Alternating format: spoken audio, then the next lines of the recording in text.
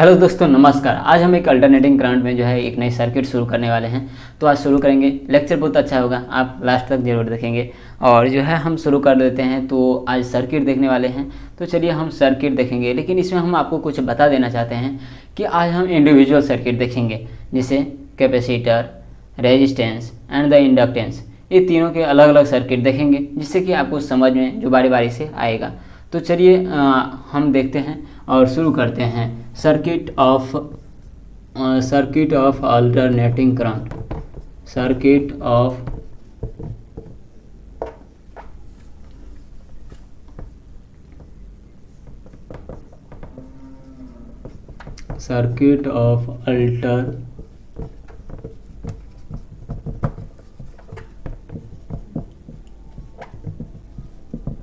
Alternating current. हम इसमें alternating current में देखेंगे, लेकिन पहला हम देखते हैं रेजिस्टेंस वाले सर्किट में। आर सर्किट हम देखेंगे।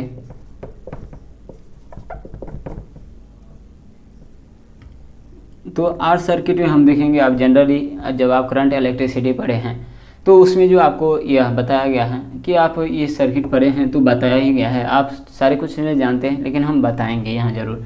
तो देखिए, यहाँ अल्टरनेटिंग करंट है, तो हमारे पास ये रेजिस्टेंस है, और रेजिस्टेंस में जो हमें एक अल्टरनेटिंग करंट की सिग्नल लगी हुई है, और इस तरह से इसका रेजिस्टेंस आर है।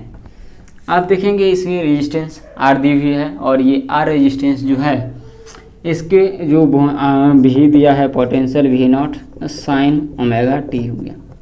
सी साइन ओमेगा टी दिया हुआ है, और इसमें जो आपको निकालना है, जो हमें इसमें करंट फाइंड करना है, फेजर डायग्राम निकालना है, कई सारी चीज़ें। तो देखिए, इसमें हम देखें तो पहले हमें रेजिस्टेंस निकालना चाहिए। तो रेजिस्टेंस या इम्पीडेंस यहाँ बोले तो देखिए, अल्टरनेटिंग करंट में रेजिस्टेंस को इक्विवेलेंट रेजिस्टेंस को हम इम्पीडेंस कहते हैं। तो यहाँ हम इम्पीडेंस टर्म यूज करेंगे, जो इसे हम जेड से रिप्रेजेंट करते हैं। तो हम इम्पीडेंस इक्वल टू क्या कहें, इम्पीडेंस को हम जेड से रिप्रेजेंट करेंगे, जो कि आर होगा। आर सिर्फ रेजिस्टेंस ही आप ये इंक्लूड करें। रेजिस्टेंस में जो है ना, इक्विवेलेंट ऑफ रेजिस्टेंस कर सकते हैं। डिफरेंट तरह के रेजिस्टेंस यहाँ हो सकते हैं, जैसे कैपेसिटर के रेजिस्टेंस होते हैं एक्स ही हो जाएंगे, और इंडक्टेंस के एक्सएल हो जाएंगे। इसी तरह से आपको यह देख करके चलना है। यहाँ इम्पीडेंस है, तो आपको जो यहाँ करंट निकालनी है, तो आपको करंट निकालने के लिए क्या, करंट की भी तो करंट अगर देखें तो आई नॉट और साइन ओमेगा टी हो गया। यही करंट की क्या होगी, सिग्नल एसी सिग्नल होगा। लेकिन जो इसकी एम्पलीट्यूड जो है, मैक्सिमम एम्पलीट्यूड जो यहाँ एम्पलीट्यूड है, ये हम कैसे निकालें। तो एम्पलीट्यूड देखिए, हमारे पास इसका मैक्सिमम दिया हुआ है। तो एम्पलीट्यूड अगर हमें निकालना होगा, तो देखिए amplitude equal to I not equal to V not हमें लेना होगा। तो वी नॉट हम यूज कर लेंगे, और रेजिस्टेंस होगा। This is the amplitude of current. यह एम्पलीट्यूड है, करंट की एम्पलीट्यूड दी हुई है। लेकिन हमें यहाँ यही नहीं रुकनी है। इसकी जो है इसी सिग्नल जो है, ये हमारे साइन ओमेगा टी, और ये एम्पलीट्यूड हो गया। लेकिन आप ये बताएंगे कि इसमें फेज की डिफरेंस कितना होगा। तो फेज डिफरेंस हमें देखने के लिए कितना होगा, फेज डिफरेंस देखिए, फेज डिफरेंस हम अब से पूरा नहीं लिखेंगे, डेल्टा फाई लिखेंगे, तो आप ये समझ जाएंगे कि फेज डिफरेंस लिखा हुआ है। देखिए, यहाँ फेज डिफरेंस 0 होगा। क्यों है, क्योंकि यहाँ साइन ओमेगा टी और यहाँ भी साइन ओमेगा टी है। दोनों में आप वोल्टेज में, यहाँ वोल्टेज में और करंट में, आप दोनों में जो आप डिफरेंस निकालेंगे, तो इसमें कोई डिफरेंस ज़्यादा नहीं आएगा। तो इसीलिए आपको ये फेज डिफरेंस ये क्या होगा, 0 होगा, क्योंकि दोनों का सिग्नल सेम है। लेकिन हम यहाँ देखें तो फेज डिफरेंस हो गए, तो फेजर डायग्राम भी होंगे, तो बिल्कुल फेजर डायग्राम भी है। तो फेजर डायग्राम हम यहाँ निकालें। फेजर डायग्राम हम देखें तो देखिए, फेजर डायग्राम हमारे पास ये रेजिस्टेंस दी, ये एक्स दी हुई है, और एक्स एक्सिस है, और ये वाई एक्सिस दी हुई है। एक्स एक्सिस और वाई एक्सिस दिया है, और यहाँ हम देखें तो यहाँ से हमें क्या होगा, ओमेगा टी से करंट भी जा रही है, ओमेगा टी होगी, तो एक्स एक्सिस से ओमेगा टी, ये फेज इसकी है। तो ओमेगा टी यहाँ आप ले सकते हैं, बिल्कुल। तो ये कितना हो गया, ओमेगा टी करंट है, आई नॉट है। देखिए, फेज डिफरेंस 0 है, इसका मतलब है करंट और वोल्टेज दोनों साथ साथ मूवमेंट कर रही है या मूव कर रही है।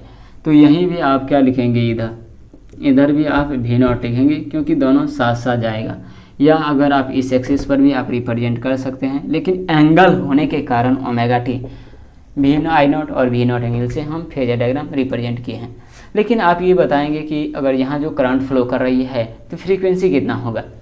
देखिए फ्रीक्वेंसी के लिए हम ओमेगा टी हमारे पास दिया हुआ है, तो ओमेगा टी को हम यहाँ क्या है ओमेगा निकाल सकते हैं नहीं है इसमें से, तो बिल्कुल आप ओमेगा इक्वल टू हो सकता है 2πf हो गया, तो फ्रीक्वेंसी हो गया ओमेगा अपॉन 2π यहाँ हो जाएगी करंट की।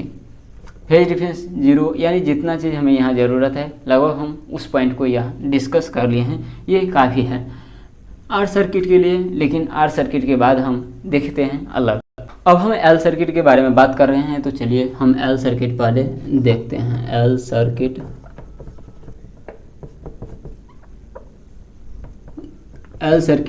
एल सर्किट हम पहले जो है ड्रॉ कर लेते हैं। तो हमारे पास जो है ये एल सर्किट होंगे, और एल सर्किट में अल्टरनेटिंग करंट जो है कुछ पोटेंशियल हमारे पास यहाँ बाहर एन चल रही है इसमें, और ये साइन ओमेगा टी है। देखिए यहाँ जो है इंडक्टेंस इसकी एल दिया हुआ है, और इसका काम होता है अपोज करना। अगर इसमें करंट फ्लो करेगी, अगर इसमें करंट फ्लो करेगा इसमें, तो उस करंट को यह अपोज करेंगे। आप इंडक्शन अगर पढ़े हैं तो इंडक्शन में अगर आप देखेंगे तो इस जो इंडक्टेंस है ये अपोज ही करते हैं हमेशा। तो आप यहाँ देखिए तो इसकी काम है, आप जो यहाँ V0 साइन ओमेगा टी का जो आप ऐसे सिग्नल दिए हैं, इस सिग्नल को यह अपोज करेगा, और इस अपोज करने के कारण जो है इसे हम कुछ रिजल्ट हमें प्राप्त होंगे। तो चलिए हम पहले हम यहाँ देख लेते हैं आर, आखिर सॉरी ये एल दी हुई है यानी इंडक्टेंस दी हुई है, तो हमें यहाँ रेजिस्टेंस से कितना से अपोज करेगा, रेजिस्टेंस तो ये कुछ बनाएगा। तो देखिए हम उससे रेजिस्टेंस को रिप्रेजेंट करने के लिए हम XL से रिप्रेजेंट करते हैं, और आपको इसे याद रखना होगा, ये होता है XL equal to omega into L हो गया, एल होगा क्या ओमेगा इंटू एल, ये है ओमेगा इंटू एल XL का रिप्रेजेंट करते हैं। ये जस्ट लाइक द रेजिस्टेंस, आप इसे रेजिस्टेंस से कंपेयर करके चलेंगे, लेकिन इसमें कुछ डायरेक्शंस होने के कारण यानी अपोज करने के कारण है, इसका हम डायरेक्ट एडिशन और सब्सट्रैक्शन नहीं कर सकते, क्योंकि इसमें कुछ वेक्टर क्वांटिटी है, यहाँ वेक्टर आ जाती है, वेक्टर के पास डायरेक्शन होने के कारण हम डायरेक्ट सब्सट्रैक्ट नहीं कर सकते हैं। तो आप डायरेक्ट नहीं करेंगे, वेक्टर की तरह हम यूज करेंगे। तो यहाँ वेक्टर की तरह हम यूज करने के लिए XL हमारे पास हो गया ओमेगा एल हो गया। आपको इम्पीडेंस भी होगा ओमेगा एल ही, क्योंकि यहाँ सिंगल सर्किट है। तो सिंगल सर्किट होने के यानी सिंगल हमारा पास इक्विपमेंट यूज किया गया है, तो हमें नहीं एक्स्ट्रा जो है हमें कोई इस पर नहीं लगेगा, नॉर्मल सर्किट की तरह ये वर्क करेंगे। और जब ये करते हैं तो चलिए देखते हैं, ये XL equal to omega L का ओमेगा एल हुआ, और इसका जो हम देखें तो आप एम्पलीट्यूड ऑफ करंट हम निकाल सकते हैं। तो एम्पलीट्यूड ऑफ करंट, आखिर करंट कितना एम्पलीट्यूड से यह बहेगा, तो I0 से इसे हम रिप्रेजेंट करेंगे। तो देखिए हमारे पास V0 दी हुई है, और V0 अपॉन ओमेगा एल हो गई रेजिस्टेंस, ये हमारे पास एम्पलीट्यूड का फॉर्मेशन हुआ, और ये एम्पलीट्यूड इतना जो करंट की हमें जनरेट हुआ, जो हम पोटेंशियल ये लगा रहे हैं या वोल्टेज हमने जो इस सर्किट में दिया है, इस सर्किट में वोल्टेज देने के पास जो है हमारे पास इतना एम्पलीट्यूड की करंट आई है। और इस एम्पलीट्यूड के करंट आने के कारण जो हमें और इसे सिग्नल भी मिलेगा, भाई करंट का तो सिग्नल मिलेगा ना। तो चलिए करंट का सिग्नल निकालते हैं। तो I इक्वल टू हो जाएगा I0 sign omega t minus π/2। आप बोलेंगे ये क्या, आप तो π/2 का फेज डिफरेंस ले लिए हैं, ये क्या कहाँ से आया। देखिए ये जो है इंडक्टिविटी की प्रॉपर्टी है कि वो अपोज करना, डायरेक्शन की अपोज करता है, करंट का अपोज करता है। देखिए करंट जब इसमें फ्लो करता है तो ये अपोज करेगा, और जब ये अपोज करेंगे तो हम क्या करेंगे भाई, तो अपोज करेंगे π/2 से 90 डिग्री से, ये हमें अपोज इसे कर दिया तो π/2 का हमें यहाँ एंगल देना पड़ेगा, और इस तरह से हम जो है अपोज करता है। तो I naught equal to I naught sine omega t minus π/2। आप इसे याद रखें तो वही जो आपको बेनिफिट रहेगा। यह इसलिए मैं बता रहा हूँ, ये अलग अलग सर्किट के कंपोनेंट को ये मैं बता रहा हूँ जिससे कि आपको यह पता चल पाए कि आखिर एक्चुअली हो क्या रहा है इसमें। अगर जब हम दो इक्विपमेंट को हम साथ में लेकर के अगर सोल्व करते हैं, सोल्व तो उतना ही करना है, हमें पढ़ाना उतना ही है, लेकिन हम ये एक्स्ट्रा पॉइंट ले रहे हैं। क्यों? क्योंकि आपको समझ में आ रहा है, जाए जो आपको पता नहीं है वो आप सीख पाए, लर्न कर पाए। तो इसीलिए आप जो है ओमेगा टी माइनस π/2 आप इसे याद रख लें, और याद रखने से आपको जो है बेटर होगा, आप जल्दी समझ पाएंगे भाई किसी भी चीज़ को। तो आप इसे आपको तो साइन ओमेगा टी माइनस π/2 हो गए। आप यहाँ बताएंगे करंट का भी हमें सिग्नल मिल चुका है और वोल्टेज का भी सिग्नल हमें दिया हुआ है, तो आप यहाँ फेज डिफरेंस आराम से निकाल सकते हैं। तो चलिए फेज डिफरेंस को मैंने बताया था डेल्टा फाई से हम लिखेंगे। देखिए वोल्टेज ओमेगा टी और इसे माइनस ओमेगा टी, और माइनस जो हम इसे कर दें तो omega t minus omega t और प्लस π/2 कहेंगे। ऐसा क्या कर दिया, आप तो डायरेक्ट कर देते हैं, तो चलिए हम डायरेक्ट नहीं करेंगे। तो ओमेगा टी हुए और minus into omega t minus π/2। आप लगते हैं जो आप इसे सोल्व कर पाएंगे, और सोल्व करने से जो है आपको आराम से जो है आपको ये मिल जाएंगे ये सारे रिजल्ट।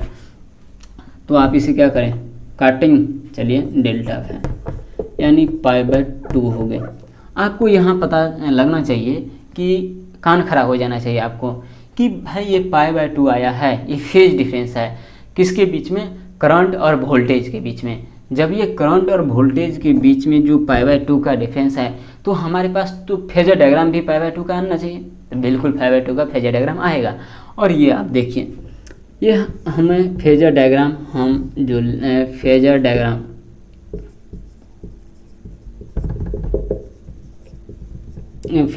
हमारे पास हो गए हैं।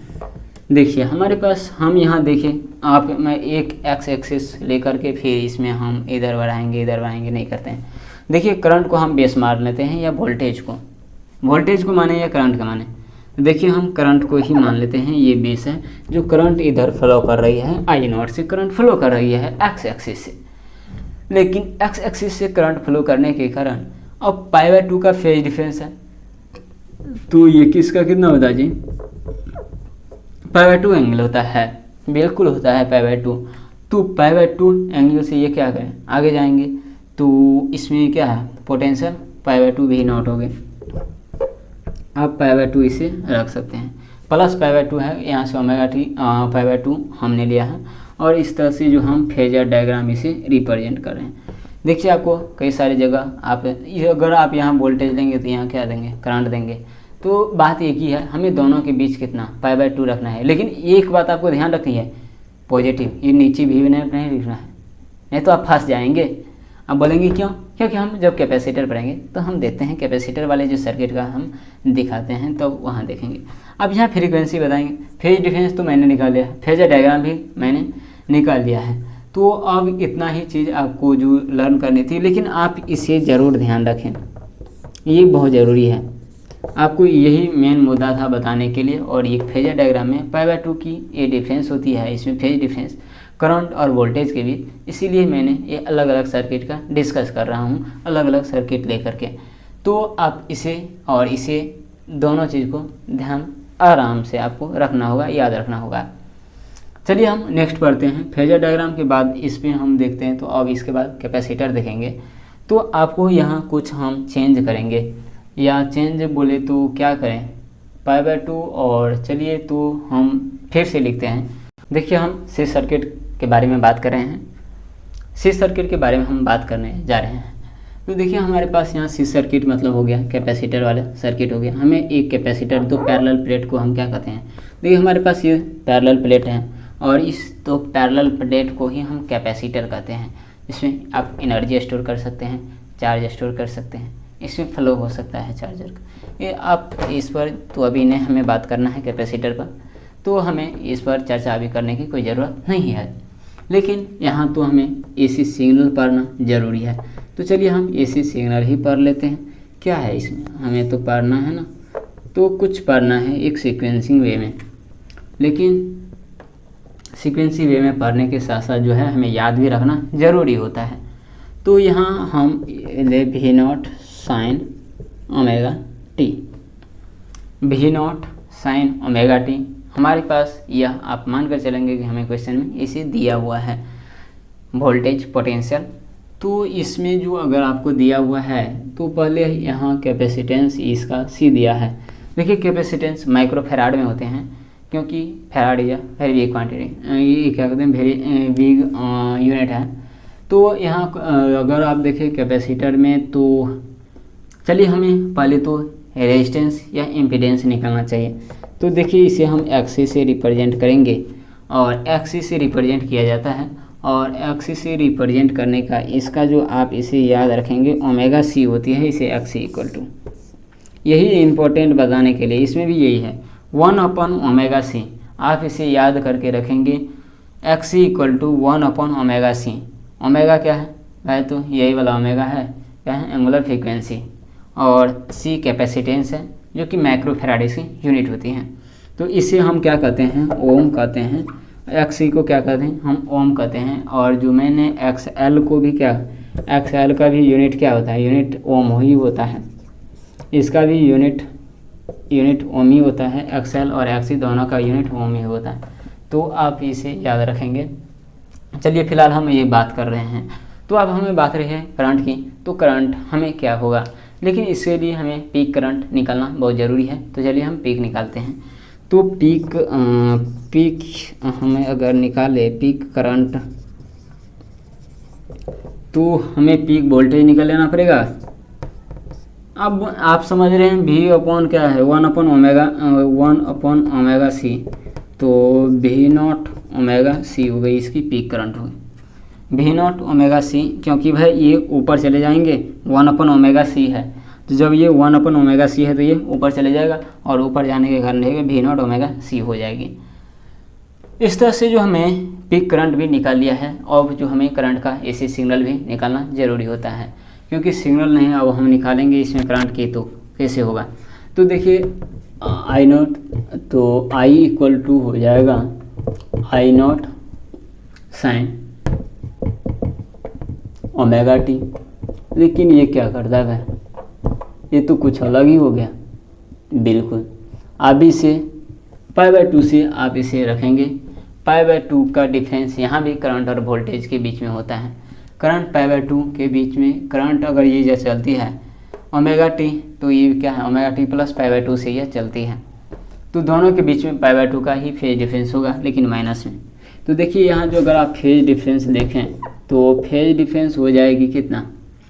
तो भाई हमें पहले वोल्टेज वाला लें, वोल्टेज रिलेटेड विथ करंट हम कर लेते हैं वर्सस, तो ओमेगा टी और into minus omega t plus π/2 हो गए। अब क्या करें भाई, अब तो आप लोग माहिर हों, माइनस ओमेगा टी और माइनस π/2, ओमेगा टू कैंसिल्स, और ये π/2 का फॉर्मेशन हो गए, डेल्टा 5 हो गए। फेज डिफरेंस कितना, माइनस π/2 का है। लेकिन अब बारी किसकी आई है, फेजर डायग्राम के। मैंने फेज डिफरेंस निकाल लिया और माइनस π/2 के जो हो गए हैं। लेकिन अगर आप देखें यहाँ, तो हमारे पास जो है ये फेजर डायग्राम आज हम उल्टा बनाएंगे फेजर, ठीक है। तो चलिए ये हम यहाँ अगर करंट लें, तो इधर क्या लेना पड़ेगा, V naught phase difference minus π/2 में। तो ओमेगा टी अगर हो गई है तो प्लस π/2 ओमेगा टी, और तो फेज डिफरेंस कितना होगा, माइनस ओमेगा टी, ये माइनस वी नॉट होगा। और इस तरह से जो इसमें जो इसका फेज डिफरेंस कितना हो जाएगा, π/2 होगा। और इस तरह से जो हम एक कंप्लीट कर लेंगे। लेकिन आपको यहाँ जो है हम इसमें आज अभी इसका भी ग्राफ हम बनाएंगे। ये क्या है, फेजर डायग्राम है।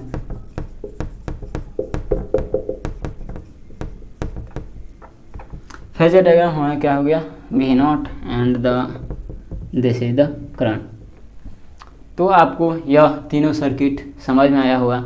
लेकिन हम एक ग्राफ यहाँ ज़रूर देखेंगे, और ये ग्राफ जो है, ये ग्राफ आपको हम यहाँ दिखाएंगे। देखिए यहाँ आप फ्रीक्वेंसी और जो है एक्सी के बीच में ग्राफ आप बता सकते हैं। तो यहाँ चलिए हम फ्रीक्वेंसी लेते हैं, जो यहाँ इम्पीडेंस रेजिस्टेंस लेते हैं और X C and the frequency. तो फ्रीक्वेंसी अगर देखें तो कितना 1 inversely X C inversely proportional to frequency. और इस तरह से हमें ग्राफ का फॉर्मेशन होगा और हमें इतना ही बताना था। और अब हम बात करेंगे नेक्स्ट लेक्चर में नेक्स्ट सर्किट के बारे में, फिर अलग अलग सर्किट से हम रिलेटेड बात करके और आपको जो है पूरा हम चैप्टर को ख़त्म करेंगे। बहुत ही जल्द हम ख़त्म करने वाले हैं। जो नेक्स्ट चैप्टर बची हुई है वो आधे पे लटके हुए हैं, हम उसको भी डिस्कस करेंगे।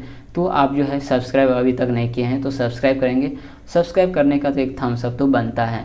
तो आपके लिए हम मेहनत करते हैं और कंटेंट भी अच्छे मज़ेदार आप लोग के लिए कंटेंट लेकर के आते हैं। तो आप सब्सक्राइब ज़रूर करें। धन्यवाद।